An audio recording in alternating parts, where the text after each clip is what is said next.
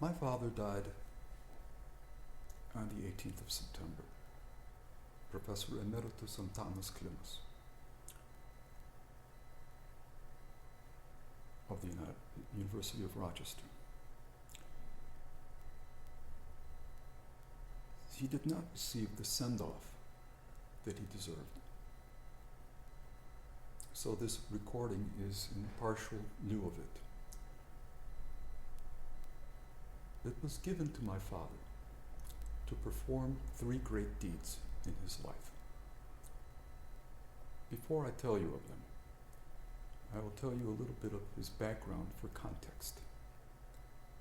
He was of that generation which was able to go to school for the first time in 150 years,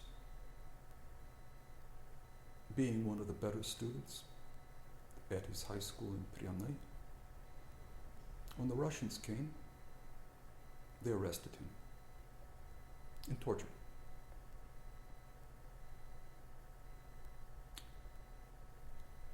I remember him reading Solzhenitsyn's Gulag Archipelago, which I had just finished reading myself, and I remember, you could see them before me, 2 pages of Solzhenitsyn's list of about 38 means of torture. And my father lifting his head up from the book, looking at me and saying, they used 17 of them on him. Well, the Russians, or the people working for the Russians, whatever, the NKVD were unable to kill all of the prisoners fast enough. As the Germans advanced, they fled. The prisoners broke out. And my father, 17 years old, went home. When the Russians came back 3 years later, he fled, making it to the West. Through exceeding good fortune, he was accepted as a student, graduate student, at an American university. And he came there from England, where he had been working. He was always grateful to England. And he would have been happy at any university. He was in a university. It took him 6 weeks to realize where he had wound up. As I say, he would have been happy anyway. He was at the University of Pennsylvania, possibly the premier university in the world, arguably, one of the best at any rate, in Ivy.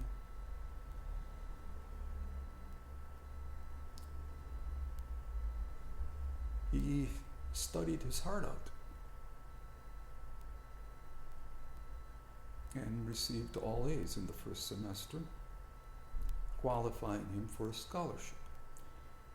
But there were 12 other men that had received all A's for the same single scholarship. And why did he receive his? Because of the intervention of a professor, a Jewish professor, who wrote a 7-page letter of recommendation. As my father said, he was the only man there who knew what Siberia was. Why the reference to Siberia? Well, at the time that my father miraculously wound up there, his parents were exiled to Siberia. So, he received his PhD and went to work at the Ivy Plus university called University of Rochester, where he stayed until retirement. His first great deed was with 2 co-authors, Smalstig and Dombrunas, to author the problem is that I know what it means, but you won't, an academic grammar of the Lithuanian language. I'm going to try to make it simple. This is not a book that's really meant for you to learn Lithuanian from. You can do it. But it's not like those books where we studied French, in high school. An academic grammar is a complete picture of a language. There are only 2 academic grammars of the Lithuanian language. Supposedly, I'm not a linguist. One is in Russian. This one was in English. When it came out, it was reviewed in Indo-Germanische Zeitung, perhaps, which is the premier linguistic academic journal in the world. Our little high school French and German textbooks were not reviewed there, let me assure you. Now, why was this of any particular interest? Well, at that time, the deportations were so massive, no one knew what was going to happen. It's very possible that Lithuanian, as a spoken language, as a living language, would pass from the face of the earth. Do you understand what he did now?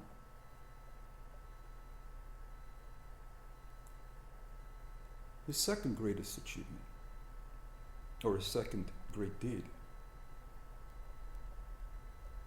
was that he wasn't the main editor. But there were other editors.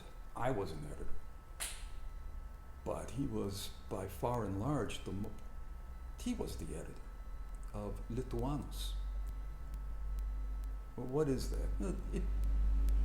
Other journals, other newspapers, everything is good and all this stuff. But this was an academic journal that's actually indexed. And you don't know what that means. You're not supposed to. But in the academic world, this was it. Big time. And it was in every major university library, including West Point. I actually went there and checked. And in that world of propaganda, Lithuanian being not only occupied, possibly going to become extinct, taken off the map. It was a second fantastic achievement. And I understand that that the ambassador of the United States in 1990 was a man that read this journal, academic journal, Lituanus. The third great one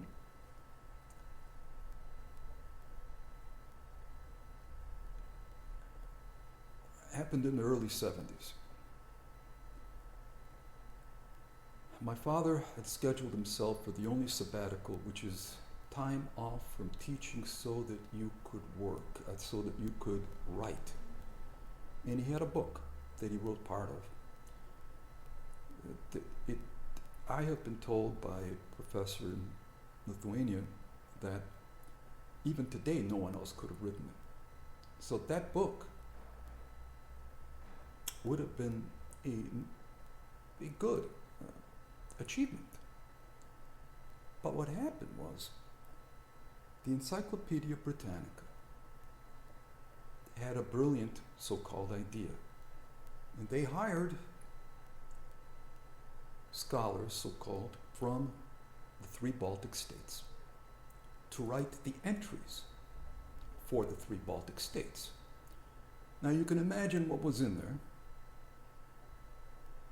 I have to admit, I remember reading it, and they were well written. Excellently written to achieve the propaganda goal of, stuff that's crazy, like Lithuania willingly joined the Soviet Union and so forth and so on and so forth. Well, he rose to the occasion. Now, you have to understand, he did not form a organization, didn't do this or that. What he did was he wrote tons of letters, articles, I suppose, I don't know, in the Lithuanian press. But, and again, I cannot prove that it was because of him, but I believe it was. He was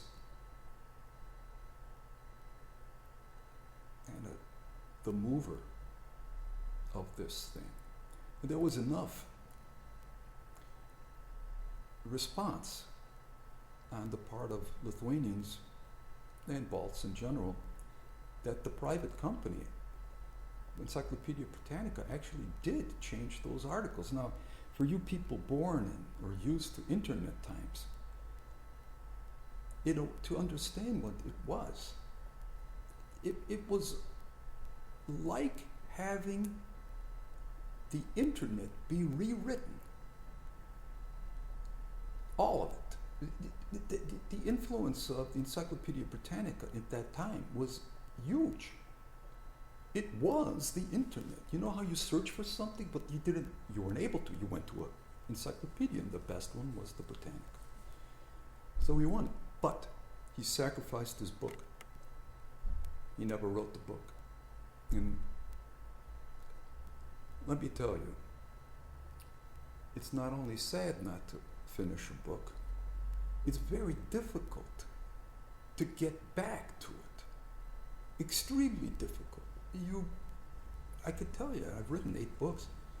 But you can't, it's not like you turn it on. It's not like, it's just not like that. You can't turn it on or off. So it was gone, and it's still gone. He sacrificed that. So my father, another role he played, because he was the only, you have to understand, he was not, this is important, it was important to him. He was not what's called a Lithuanian expert, a Lituanistas. He was. But that's not what he did. He was a comparative Indo-European, a comparative and historical Indo-European linguist.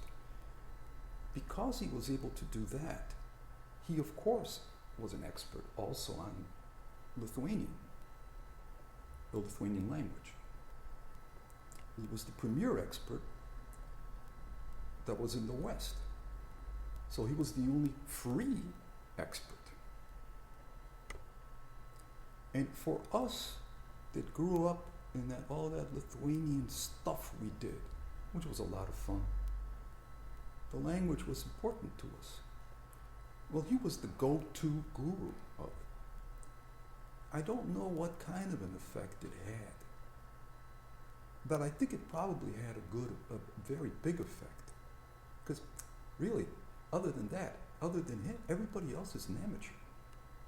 I don't mean that it's a bad way, but when you're talking about the realm of academics, that's what I kind of mean. Yeah, everybody else is like a garage mechanic, comparatively. They may know stuff, they can do this and do this, but you need somebody to